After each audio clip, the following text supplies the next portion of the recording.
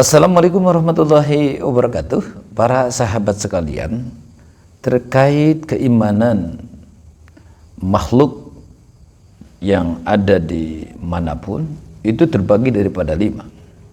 Ini penting kita ketahui untuk menentukan di manakah posisi keimanan kita. Ini penting sebab keimanan seseorang sangat menentukan keselamatan kehidupan yang hakikat, yaitu kehidupan akhirat. Artinya adalah jika seseorang termasuk iman yang sah, maka andai pun banyak dosa hidup di alam dunia, maka diyakini kehidupan di akhirat nanti andai pun dengan dosanya masuk neraka, tidak akan selamanya ada di neraka, tapi akan kembali nantinya berakhir di alam surga nan indah Allah Subhanahu wa taala. Nah, selanjutnya mana yang dimaksud bagian-bagian iman tersebut? Satu adalah iman yang matbu, artinya iman yang sudah menjadi karakter paten. Iman siapakah itu bukan iman manusia, itu imannya para malaikat, di mana sudah menjadi asal muasal fitrah makhluk Allah yang namanya malaikat itu pasti iman.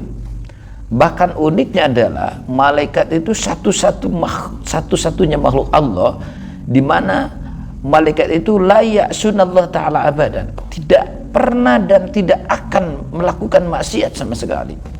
Yuti'unallah ta'ala abadan, malaikat itu selalu taat kepada Allah. Apapun yang dilakukan malaikat selalu dan selamanya mengerucut kepada taat kepada Allah Subhanahu wa taala. Maka iman malaikat itu iman matbu, iman yang sudah dipatok, yang sudah menjadi karakter pasti dan tidak akan berubah. Kedua adalah iman maksum, iman yang diraksa, dinaungi oleh Allah, yaitu imannya para nabi, imannya para rasul. Tidak ada satupun nabi dan rasul yang tidak diraksa keimanannya Allah, yang tidak dijaga keimanan Allah. Artinya seluruh nabi dan rasul itu dipastikan iman. Tidak ada satupun nabi dan rasul itu orang yang tidak beriman, tidak ada. Karena udah menjadi jaminan pasti Allah Subhanahu wa taala untuk mewujudkan dan menguatkan iman seluruh nabi dan seluruh rasul. Kedua adalah iman makbul, iman yang diterima. Iman siapakah? Iman ahlu sunnah wa jamaah. Nah, terkait kalimah ahlu sunnah wa jamaah adalah orang banyak yang mengaku-ngaku. Cuma mohon dipahami bahwa ahlu sunnah wa jamaah menurut syariat itu tidak terkait sama organisasi tertentu. Artinya siapapun yang memenuhi karakter ahlu sunnah wa jamaah, maka dia hak untuk memegang predikat daripada Ahlus Sunnah wal Jamaah. Menurut para ulama yang dinamakan Ahlus Sunnah wal Jamaah ketika dimutlakan, maka dalam posisi ilmu fikih mengikuti satu daripada 4 madhab zahid mutlak, yaitu madhab Imam Maliki, Imam Hanafi, Imam Ahmad Hambali, dan Imam Syafi'i. Maka dimanapun dan siapapun mengikuti salah satu madhab daripada 4 dalam posisi beramal fikih, maka beliau adalah ahli sunnah.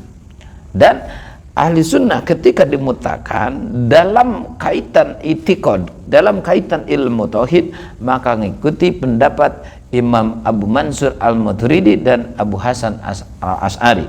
Maka dia apapun organisasinya, ketika paham tauhidnya mengikuti Abu Mansur al-Maturidi dan Abu Hasan As'ari, maka itu adalah ahlus sunnah wal jamaah. Kembali lagi, satu iman matbu yang sudah dikarakterkan sangat kuat, yang sudah diwatakan, yaitu iman malaikat. Kedua, iman maksum yang diraksa, dijaga langsung oleh Allah, yaitu iman para nabi dan para rasul. Ketiga adalah iman makbul, yaitu imannya ahlus sunnah wal jamaah. Keempat adalah iman mauquf, artinya iman yang ditunggukan oleh Allah Subhanahu wa taala, yang belum dipastikan tentang diterima dan tidaknya. Siapakah dia? Adalah orang-orang yang ahli bid'ah, orang-orang yang mengadakan ajaran-ajaran baru yang menyeleweng, tidak ada rujukan daripada Al-Quran, As-Sunnah, Ijma, dan Qiyas. Maka mereka lah keselamatannya tidak dipastikan selamat dan dipastikan celaka kalau ternyata akhir hayatnya adalah tobat husnul khotimah, maka akan selamat. Tapi ketika sampai akhir hayatnya tidak tobat, maka ahli bid'ah ini akan mengambil dan membawa keimanan yang ditolak oleh Allah Subhanahu wa taala. Keempat adalah iman mardud, iman yang ditolak Allah Subhanahu wa taala. Banyak itu, diantaranya bisa kita merujuk kepada pendapat para ulama bahwa ada 70 golongan yang seluruhnya adalah ahli sesat selain daripada ahli sunnah wal jamaah. Maka ini termasuk ahli mardud, termasuk ahli falasifah yang mengatakan dan menjadikan akal itu di atas segalanya. Buat kita tidak mungkin dan tidak boleh mengatakan dan berpendapat bahwa akal itu di atas segalanya. Justru kita harus sepaham dan harus i'tiqad kuat bahwa akal harus diikuti kepada syariat, yaitu Al-Quran, As-Sunnah, Ijma, dan Qiyas. Mudah-mudahan kita termasuk pengikut dan pengamal Ahlus Sunnah wal Jamaah, sehingga iman kita akan diterima oleh Allah Subhanahu wa taala. Sehingga andai pun kita banyak dosa dan a'udzubillahi min dzalik, andai pun kita masuk neraka, insya Allah tidak akan selamanya di neraka, tapi akan ada di surganya milik Allah Subhanahu wa taala. Para sahabat sekalian, ini pencerahan buat kita, mudah-mudahan ada manfaat, berkah dan buat kita semua. Selanjutnya mohon maaf jika selama ini saya pribadi ada ucap atau salah untuk menjelang Hari Raya Idul Fitri ini. Mudah-mudahan kita semua dapat naik derajat di pada bulan suci Ramadan ini, sehingga kita nanti keluar daripada Ramadan seperti halayak seorang bayi yang pertama lahir, saking bersih dari sholat dan dosa. Wassalamualaikum warahmatullahi wabarakatuh.